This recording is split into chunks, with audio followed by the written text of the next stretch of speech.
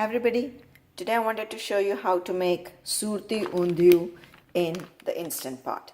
So SURTI UNDHIU is basically a Gujarati dish, and what it is almost like a mixed vegetables, but these are different sort of vegetables. So here I have a SURTI UNDHIU mix, and as you can see, you got some purple yam, potatoes, eggplant like the small one, and some flat peas. So what I have done is I have taken two of these in here, and this is what they look like. They come in frozen, so you can see there's like eggplant, like small eggplant, purple yam. These are called as muthias. These are made out of gram flour, and I've made some of my own, so I'll show you those as well. These are sort of steamed or fried dumplings, and then a bunch of flat peas. So I've taken 2 packets of the SURTI UNDHIU mix, and then I've taken what is known as this. So it's kind of flat beans, as you can see, and I've taken 1 packet of those. You can get these in any Indian store. And then I've taken this as well. So those were the flat peas, and these are with the pods. So here's what they look like. The flat peas look kind of like this, and then here's what they look like with the pod. So again, these are 1 packet each. To this I'm going to add some more potatoes. So I actually removed the potatoes that were in the frozen mix because those kind of taste weird, but I'm gonna use my own potatoes and my own eggplant in here as well. So I'm going to make this for about 12 to 14 people, which is why you see that there's a lot. If you don't plan to make for so many, just 1 of these would be good enough. You can add some more flat peas if you like those. I really like these, so I like my UNDHIU to have more of these in there. So these are the veggies. Let me show you how to make the masalas. Okay, so then first what we are going to do is make our wet masala. For this we need a lot of cilantro. So this is about 2 whole bunches of cilantro. I just cut off the bottom of the thick stems, but I'm going to leave the rest of the stems because we're going to grind this up into a paste. So we don't really need to just remove the leaves. The stalks are completely fine. About a cup or so of shredded coconut. So then you can get this fresh coconut. You can get the frozen variety from an Indian store. And this is just fresh grated coconut. And you need about a cup or so of this. In here I have a few garlic pieces, about 7 to 8. About a couple of inches of ginger chopped, and then 3 to 4 of these small Thai green chilies. These are very spicy, which is why there are only a few of these. If you prefer less spicy, again, completely fine. You can put less green chilies. And then I got 1 lime in here as well.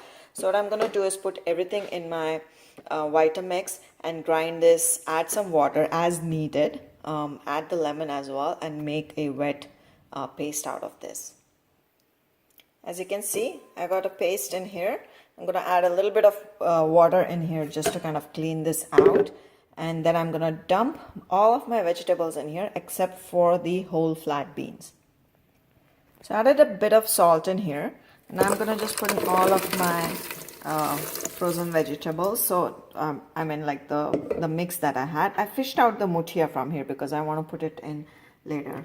And then the peas, the flat peas, as well as the the potatoes and eggplant. So in here I chopped up the potatoes as well, and if you see my eggplant has like a cross slit in here. So mix all of that. You're kind of letting these vegetables marinate, and in the meantime I will show you how to make the dry masala. So here I have my spice box, and we're going to use some turmeric, coriander powder, red chili powder, and what we're going to do is roast. I have in here gram flour or basin, and we are going to roast that. And then I have some UNDHIU masala. You can get this in the market. This will be extra. And then some sesame seeds. So first we are going to roast the basin, about 2 to 3 tablespoons of it, and add some of these masalas to it. So roast the basin on medium high or medium kind of heat, and make sure that you keep moving it around so it doesn't burn. You want this to become a nice golden yellow color from this light yellow that we have. Okay, so as you can see, my masala is roasted nicely. To this I'm gonna add about 1 teaspoon of dry coriander powder, about half a teaspoon of turmeric powder, and then about a half a teaspoon of red chili powder. Not gonna add too much, and I'm gonna add some UNDHIU masala as well. That will also have some spice, and we already have the green chili, so I didn't want to add too much. We're also gonna add 1 teaspoon of sugar to this. So there I have the sugar. Added a little bit of the UNDHIU masala, just about half a teaspoon right now. I'm gonna taste test it later and then add more, and a little bit of salt here. And then just mix these up and keep it aside. And now we are going to start using our instant pot. To show you the muthias I made. So this is what I made. I made them out of cabbage and gram flour. And so very quickly I'm just going to insert a link to my muthia video here. But very simple, just add a bunch of vegetable spices and gram flour. Put it in make it a dough, and then steam it, cut it, and then you can either fry them or you can bake them like I did. So they do look different from the ones that you get in that packet. This has more gram flour, and it's fried, so it holds up its shape more. But yeah, you also sometimes get frozen muthia ready-made in the market. I didn't find those, but those will work as well over here. So I got some other spices in here. I have some ajwain seeds, so we're going to use that for our tempering, and some hing or asafoetida. And I put my instant pot on saute mode on normal, and it's just heating up. So the instant pot is heated up. I'm going to add a mix of olive oil and vegetable oil to this dish. So generally this dish contains a lot of oil, so again, you're free to adjust the oil based on your preference.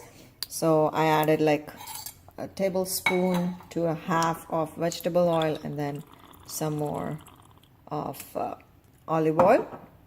I'm gonna just do a check over here. Okay. So to this, I'm going to add some ajwain seeds. I added a tad bit of sesame seeds here. At the rest, I mixed it up in the dry masala mix. Add hing. Now, as you can see, the oil generally kind of goes to the side. So I'm going to push my masala to the side. And then to this, I'm going to add the flat beans, or what we call as papri.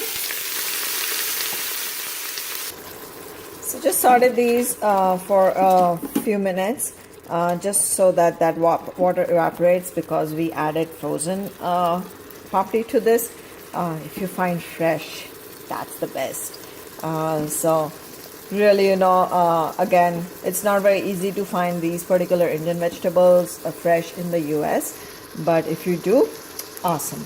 And then from here on, the recipe gets really simple. All we're going to do is dump this in.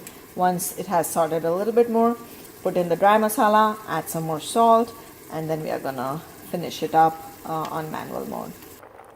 So I added all the veggies in. Do not add any more water because these veggies were frozen, and this dish is generally like thick. There isn't a lot of liquid gravy. Add all the dry masala.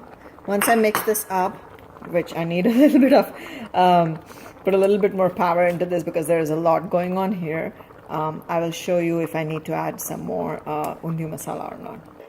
Okay, so mix that all up, added some salt. So again, we had not added much salt, and you can see the quantity. So I added about 1 to 2 teaspoons of salt. I eyeball my salt generally, so again, it's according to taste.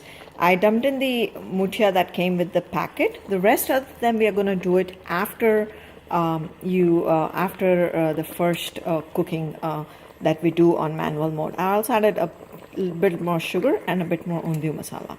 So we're going to close this. I'm going to mix this up, close this, and we're going to put it on manual mode. Okay, so I close this up. The vent is in sealing position. And all I'm going to do is just pressure cook this for 15 minutes. Once that is done, we're going to slow cook it. So let me show you what happens once this countdown gets to 0, and I will let it naturally release. So as you see, The veggies are all cooked. What I had to do is I had to put another 10 minutes on bean chili mode because the pressure that built up wasn't high enough to cook the potatoes. So what you could do is if you just start with the bean chili mode for 20 minutes instead of the pressure mode. To this we are going to add the muthia that I had showed you, and what's going to happen is that I'm going to slow cook this for about an hour. So the muthia have gone in. I haven't tried to move it around too much because I didn't want the muthias to break. And so again, put that in sealing position. I'm going to do slow cook over here, and then I'm going to adjust it to normal. And then actually I'm going to reduce the time here for an hour. I haven't added any water or anything, and then I will check it after an hour.